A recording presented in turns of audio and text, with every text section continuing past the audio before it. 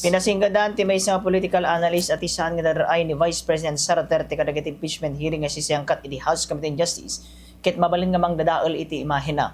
Ti panagkaman iti Bomba Radio Vegan ni Dennis Coronation ti saan nga daraay ni Bibi Sara ket kahit nga sawon nga saan na nga inala tinitad nga gundaway tapno sangwon kadag iti nerwar nga ebidensya ken testimonya kontra ken kuana.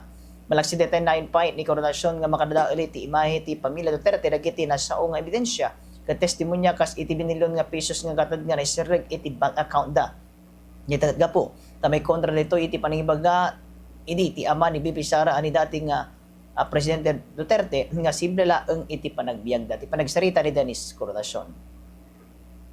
Ang titingnan natin ay usaping pampolitika, tingin ko yung kanyang hindi pagsipot sa mga hearings ng House Committee on Justice upang sagutin yung mga pinaparatang sa kanya at saka yung mga nilalabas ng mga ebidensya, tingin ko ay bahagyang makakasama sa kanyang imahe.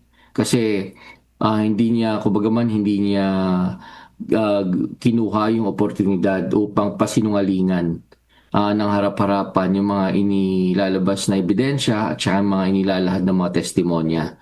Sayang na nawala niya yung ganong klaseng oportunidad upang i-confront sana yung mga witnesses at saka pasinungalingan yung mga ebidensya.